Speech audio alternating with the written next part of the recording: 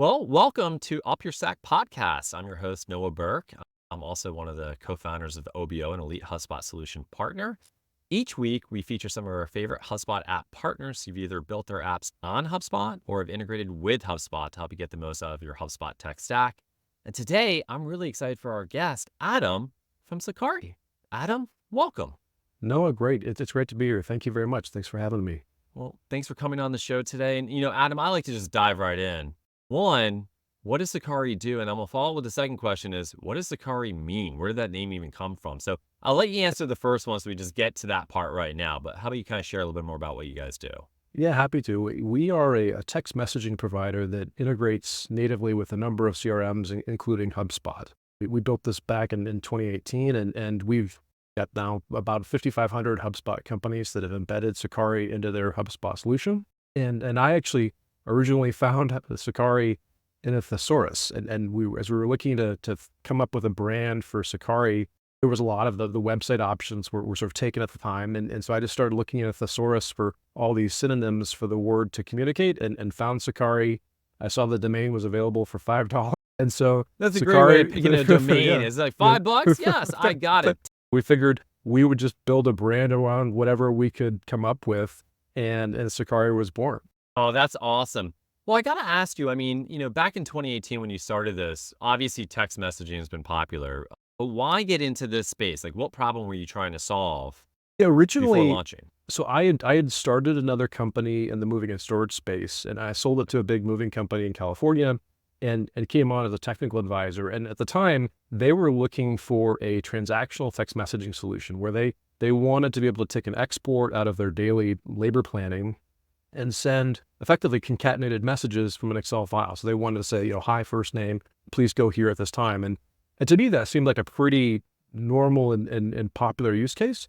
But I could only find one solution internationally that would support that. And it really was a pretty poor software program. So I went to my buddy, Chris, and I said, hey, I think I've got a good idea here. If you can build this thing, I've got our first customer. And so he built it, and we really started to get a lot of traction in the moving and storage space with a lot of that transactional text messaging. Fast forward 6 or 9 months, one of our large customers in the Midwest wanted a HubSpot integration, and they liked our product. They wanted to embed it into HubSpot. And we said, yeah, we could probably build that. And so we did. And honestly, it just kind of took off. And over the course of the next 6 or 9 months, we went from 0 HubSpot installs to over 500 by the end of the first calendar year. Wow. And then now here we are at almost 6,000. So how does this product differentiate? Like if you go to a HubSpot app ecosystem right now, there's a lot of products out there that say, hey, listen, we can handle text messages. How is yours different from a lot of the other products currently in the market? It's a good question. Yeah, it's definitely over the years. Like originally it was really just a handful of text messaging providers, but now there's thousands of app partners in the HubSpot ecosystem. And I think there's a few areas where I know that we really sort of stand out. And one of them is the fact that we're a global messaging provider. So a lot of our customers want to message globally using just a single tool. So that's one piece that definitely has us stand out. Additionally, we intentionally kind of try to come in at low introductory prices. And so we want to expose our customers to text messaging, see the benefits of it. And once they try it, 9 times out of 10, they're going to see a lot of success. And then they really accelerate their usage. That's treated us really well. We also work to really incorporate a lot of the latest trends with HubSpot. So we're testing many of their beta APIs to be able to get the latest and greatest features. And we also have lots of really cool advanced integrations that work really well with HubSpot. Well, I'm sure we'll sort of talk about it, but HubSpot is super powerful and super flexible, but that's both a blessing and a curse because if we've got customers just messaging natively just through our own platform, that's fine. We can put really established guardrails, but once you start venturing into HubSpot where you can create custom objects and have null fields in many cases, you end up with these edge cases, and those edge cases are where things start breaking. And so we spent a lot of time and a lot of money on development resources to really account for those edge cases, to protect customers from themselves, and provide a simple to use text messaging solution that's reliable. And, primarily, are you selling to marketers, sales leaders, like customer service? Like who's the primary user when they go ahead and purchase? It's all of the above, but primarily marketers. But yeah, we definitely see that marketing is the primary use case. but we absolutely get large sales organizations that want to use Sakari. We get customer support as well, but definitely marketing is the most common use case. Yeah, because I know a lot of the sometimes the B2C organizations selling large ticket items may communicate one-on-one their sales reps with customers. And we'll come to this in a minute where the differences between HubSpot's SMS services versus yours. But obviously, we know HubSpot on the SMS side for salespeople isn't the same thing. It's right now designed for marketers. How does it work for salespeople? There's a variety of different use cases, but if you think about where we embed on the contact, deal, and ticket records, but then also within workflows. And so a very common use case is you might have automated messaging just to work to solicit a response. So maybe a new deal was closed, for example, there'll be a workflow to trigger that text message, encouraging them to set up time with the salesperson. If and when you get that reply, then at that point, the conversation either comes to the contact record or the deal record, where the salesperson can pick it up and we've created and it's embedded into that record. Or alternatively, we also embed natively into the inbox as well. And so if your salesperson's operating out of the inbox, they can also reply there. So inevitably, it's automation to create that initial sort of line out, if you will. And then once you get one on the line, then the conversation comes to that contact or deal record for that one-to-one communication. And oftentimes, how are companies trying to solve it before they get a tool like this? Are they just Email. doing it, on their phone and they got their cell phone out? The sales rep's like, I got to Yeah. respond to this. Like, what does that look Yeah. like? And then Yeah. what's the Yeah. what's the experience for the team once it's been installed? Yeah, it's typically what we'll see is either they're not doing any text messaging at all, so they're not really seeing the benefit of it, or they're doing it, but to your point, in a really a non-compliant way using their mobile phone. And so we definitely encourage businesses to not be using their own mobile phones. There's lots of regulatory reasons behind that. But yeah, that's typically what we see is they're either not doing it at all or they're doing it using their own personal phone. Does this also work for like field service reps as well? Like people out in the field to be able to use this tool? Do they have to go into HubSpot to use it, or do they have to use your actual app? Like kind of walk us through that, because I know a lot of clients are probably interested in, or companies interested in how that works. It's a good question. And at the end of the day, we've tried to make it as flexible as possible. So there's a variety of ways that you can view replies, but then also respond to those replies and have it sent as a text message. So one of the ways is through the inbox. And so you can obviously access the HubSpot inbox either through your desktop or through the HubSpot mobile app. But additionally, we also have SMS to email functionality. And so we can send those emails to any email address that you'd like. And then you can actually respond to that email and it's sent as a text message to the contacts. It makes it a really seamless experience. And then we also have our own mobile app as well. And so with that, you can install it on your phone and then get informed of the replies, but then also reply from the mobile app as well. It was just in the last 6 months or so that HubSpot started releasing some of their initial text messaging. But some of the key differences are, one, it's only supported in the United States and Canada today. The second is it really doesn't support replies as well. There's just very limited functionality in terms of advanced phone number management, for example. So if you want to have a phone number for each of your individual salespeople, it doesn't handle that. If you want to define in a workflow what phone number you want to send from, it doesn't do that. If you want to connect your Twilio account, it doesn't do that. If you want to use a mobile app, it doesn't do that. And so there's a number of limitations to their system. And so we've still had great success with our HubSpot integration, given the amount of customization and personalization that you can use using the Sakari app. And I know a lot of people are saying, well, I already got a phone number, already. Can I use my existing phone number to set this up, or do I have to get a whole new port, all these new lines, or I don't know, port's the right word, but get entirely new lines for text messaging?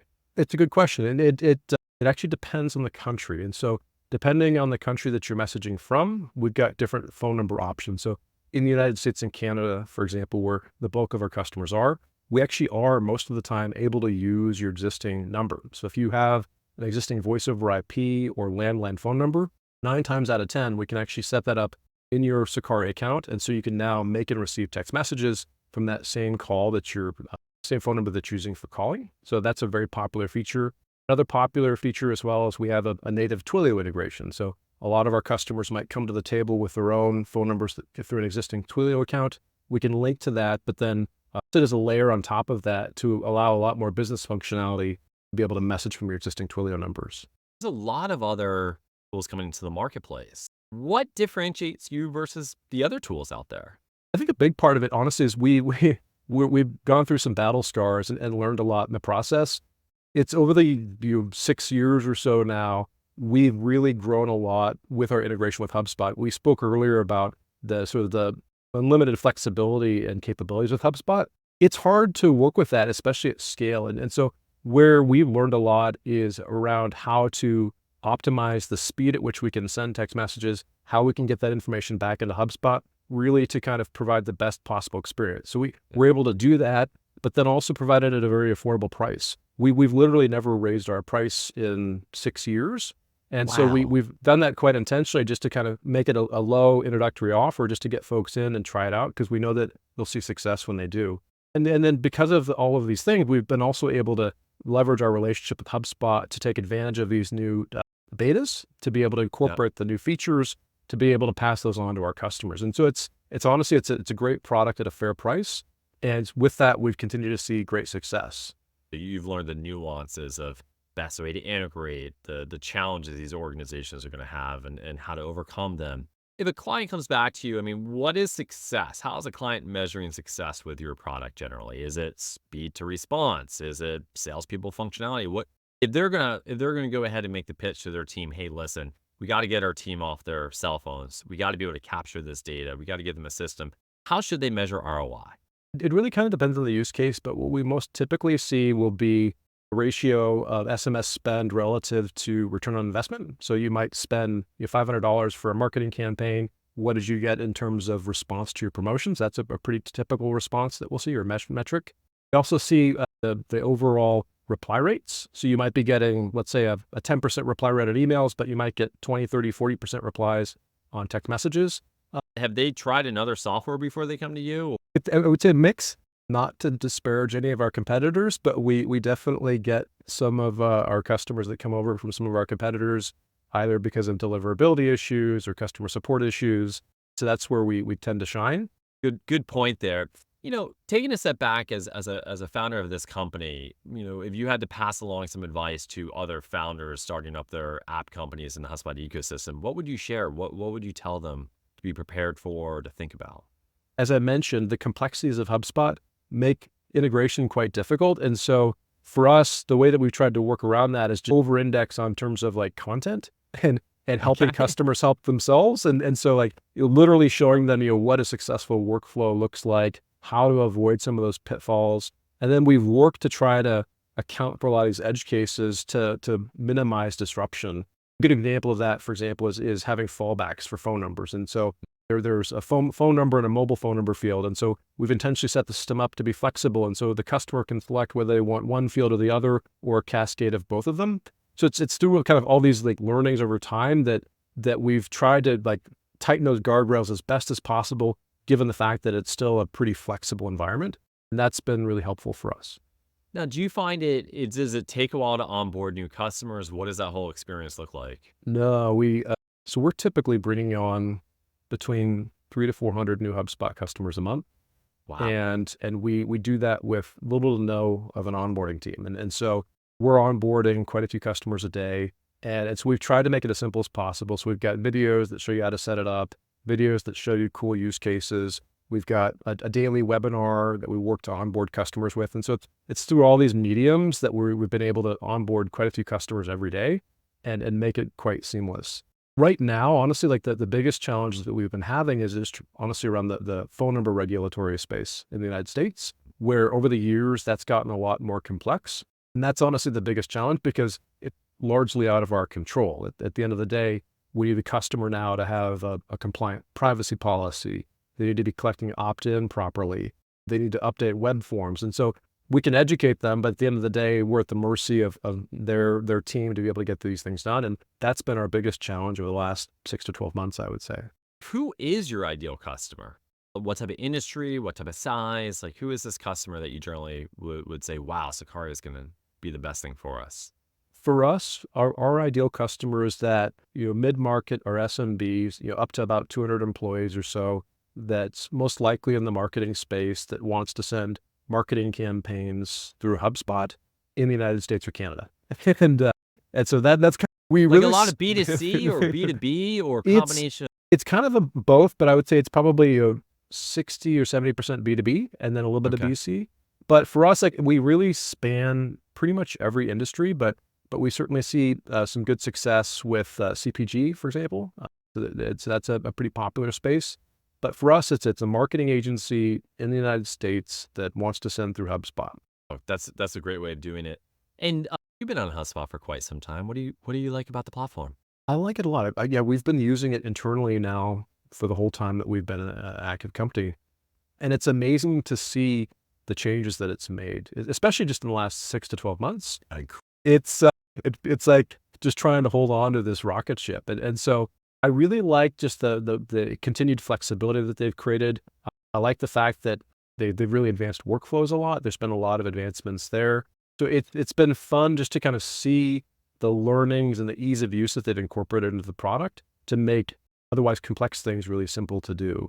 We've been playing around with custom objects a lot lately internally Yeah. for our own use. And it's been really powerful to be able to, properly map custom objects at the right dimension to what we track things internally. And it just works. And we can set up the workflows to automate things. And it's been really fun to sort of get that testing and running. One of the things I'm taking away from this call is you're running a very lean team, it sounds like. And how did you get to that point? Because obviously people can brute force their way to customer onboarding, customer success, sales teams. Like, do you have sales teams? Do you have customer success teams? And how does that even look? Yeah, there's about 18 employees today, but I think a big part of that is that with both Chris, my business partner, and I, we really are data driven. I know that sounds kind of cliche, but it really is true that we don't like defects. We apply sort of a lean methodology to everything where we don't want to repeat the same mistakes today that we did yesterday. So we measure all the defects in the business and we honestly work every day to get rid of them. And we automate a lot of our processes. And so when things come in, if we're repeating the same task, we'll write a script to get rid of it. And we've got a lot of internal tools that make running a big company base or customer base simple. So to Yeah. that extent, yeah, we've got this small team, but thousands of customers, and it's allowed us a lot of flexibility to be able to manage that at scale. Where did you come across how to do this? Is this some book that you read and you say, hey, listen, this is how we're going to do it? How did you come? A lot of entrepreneurs out there, obviously, we're all trying to run more lean organizations and be more efficient, but is there some sort of methodology that you're following? I would say it's sort of been ingrained in both Chris and I. So I've got a supply chain Yeah. background, and so the lean methodology has always been something that we've applied in Six Sigma. But we both have long backgrounds in tech. So I worked at Microsoft and Amazon for a number of years, and Amazon in a lot of ways is very similar, very customer obsessed, very data driven, a lot of automation. And so that was sort of instilled in me. And at the end of the day, like Chris and I bootstrapped this thing from day one. We have no funding. And so it was just a Oh, matter of getting awesome. it done. And so we didn't have any other option. Like we didn't have the money to kind of go and just hire people. So we had to get it done. And in order to get it done, we had to make it easy for us. So we put the tools and the processes in place to make it easy. Well, the mother of all invention is a scarcity of resources. Right. And I think too often organizations out there say, I'm just going to go ahead and get all this money, but you tend to waste all of it. If you Yeah. don't have the money in the first place, you tend to find more ingenious ways of solving problems that otherwise wouldn't be able to be solved. And it sounds like you've kind of really taken that to heart and has led to where you are today. We have, yeah. It's been good. Yeah. Yeah, so in the HubSpot, obviously you're probably familiar with a lot of different apps out there. What are some of your favorite apps in the HubSpot ecosystem? We've got quite a few, but some of the ones that I've been really enjoying using lately, Profitwell. So Okay. we use Stripe for all of our payment processing. But at the end of the day, we want to get Stripe information into HubSpot to be able to update deals and update contacts. And Profitwell does that really well. And so for a very modest price, they've got an integration that ties right into HubSpot. So we've been using that for years and have a lot of automation built on top of that. So that's definitely one of our favorites. Another one that we've been using lately is Livestorm. And Okay. so we were using Zoom for our webinars, but we wanted to build out on-demand webinars, again, to kind of manage those webinars for smaller scale customers. And Livestorms have been doing that really well. And so we've been able to do that and offer both on-demand webinars as well as live webinars through the same interface. And customers can self-onboard. Everything flows through to the contact record in HubSpot, so we can start tracking everything. And so we know that Noah has seen this or he hasn't seen that. So that's been really Mhm. cool. Apollo is another one that we really like as well for that outbound lead generation. Once we get those responses from the leads, that data automatically flows through into HubSpot so we can track everything as well. And so those are a few that we've been using lately. I kind of want to follow on the tangent of Apollo. How are you generating your business? Like, how are people finding you? It's through a variety of means. The number one for sure is just referrals. So we work with hundreds of HubSpot marketing agencies. And so we've created a lot of relationships like ours. And with that relationship, we just work to just educate those agencies on the latest trends in messaging and how we incorporate with HubSpot. And sort of over time, we've become that trusted resource of when they want to get text messaging, they want to ensure that their customer's in good hands. And we get many leads through that. In a similar manner, we built great relationships with the HubSpot team. And so we work very closely with their sales team to close deals as well. And so that's seen great success. And we really all believe in content as well. So we like creating good content, educating customers about the latest trends in HubSpot, how to create cool workflows that get us excited. And so we'll share that, and then that ends up driving leads as well. Adam, all these answers and all the things we've talked about have been awesome, but I gotta say, you probably have some of the most fun stories. What was the most embarrassing customer experience you've had? That's a good question. There's been some good ones over the years, but one that sort of stands out to me, it was 2019, and I'll provide a little bit of context, but as I mentioned, text messages are typically 160 characters, but if you send a longer text message, typically they're concatenated into one long thread.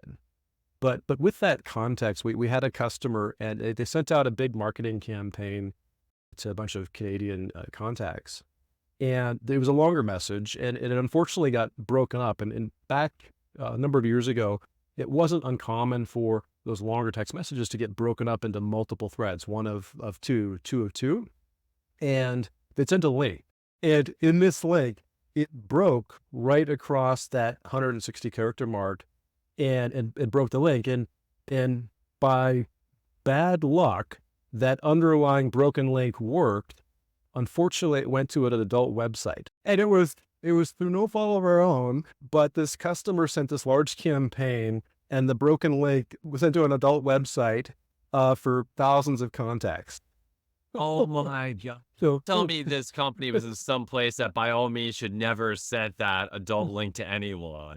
it was through an agency, actually. And so the customer went to the agency saying, "What did you just do?" And the agency came to us, and we were freaked out. And so we researched it, and it was the carriers that broke it up, and it was just dumb, bad luck that it happened to still work as a link and didn't go where they wanted. Turns out they're in Yeah. the history books of best campaign ever. Yeah, exactly. That is absolutely. Thank you for sharing that story. By all means, everyone listening today, do not send links to adult website. Check it first. Make sure it fits within the 160 characters before you send it out. So again, that's awesome. Last question I have for you is, what's the future roadmap look like? And the big popular question everyone asks is, how's AI going to play a part in it? I'm legitimately really excited about our roadmap, and so the messaging space as a whole is really cool, and a big focus for us is we're really going omni-channel, so beyond text messaging, and so WhatsApp is on our short list, and so we want to incorporate WhatsApp for business, so that'll happen later this year. But the one that I'm super excited about is RCS, and if you're not familiar with RCS, this is that next version of text messaging. So text messaging as a technology is about 31, 32 years old, but late in 2013 or 2023, Apple announced that they're going to adopt the Android framework around RCS, which is that next iteration of text messaging. And the best way I can sort of describe it is a mix of text messaging with a website. So the functionality that this is going to open up for marketers is just awesome. And so we're super excited about this, to be able to release this to our customers, because the functionality is going to be really, really cool. We also are equally as excited about AI. Internally, we've got our Sakari Labs team, as we call it, where we test cool things that get us excited. We've actually been beta testing some stuff with the Tesla API recently, just as an example. Cool. But where we're seeing this going is a few you things. can control my Tesla with a text message. Is that what I'm hearing? Maybe. So this is the stuff that gets us excited. But we recently rolled out an OpenAI message generator. So it creates message variants, and you can select that. And so that's really cool. But we're taking this in many steps further. And so where we get excited about this are things like sentiment analysis. So you might have a live conversation and we could use AI to understand the sentiment of Noah's comment. Was it positive or negative? And then based upon that, go down automatic flows within a workflow. In a similar manner, you create automatic chat bots as well to have that conversation, then kick it to a live agent if appropriate. And so that's the type of stuff where we see it incorporating it into the future. That's awesome. I want to go back to RCS for a second. Can you just Mhm. elaborate more on this? Because I think this is a new concept most people are probably completely unfamiliar with unless they're Yeah. actually in the industry. And I think a lot of people may be interested to know what exactly is that? Yeah, no, it's a good question. So text messaging in its current form is quite limited. And you're limited to 160 character payloads. And that technology is literally about 31 years old. And so we're really limited in terms of the length of the message and the content of the message because of this small bucket, if you will. But RCS just changes that whole underlying framework, which effectively sort of is like it morphs it into a mix of a text message and a website. So within this, we can do quite a few things. And so one is we can validate that the sender is in fact verified. So you can know that this is actually coming from the Home Depot, for example. So that it Hmm. adds a level of trust. But additionally, you can also now incorporate new modules. So you could do things like image carousels and videos to a greater extent. But then you can also do more advanced things. And so you might even be able to eventually manage your airplane seat assignment, for example. There's lots of cool functionality that will open up once we open up RCS that's super exciting. Wow. Thank you for sharing that because I think a lot of people are like, what is that? RCS. And I can tell that you have a passion for this type of communication.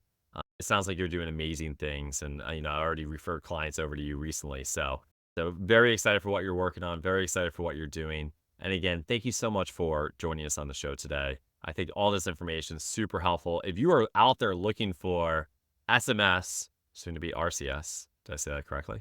Sakari is the company to take a close look at. Thank you again for joining the show today, and I hope everyone enjoyed. Thank you.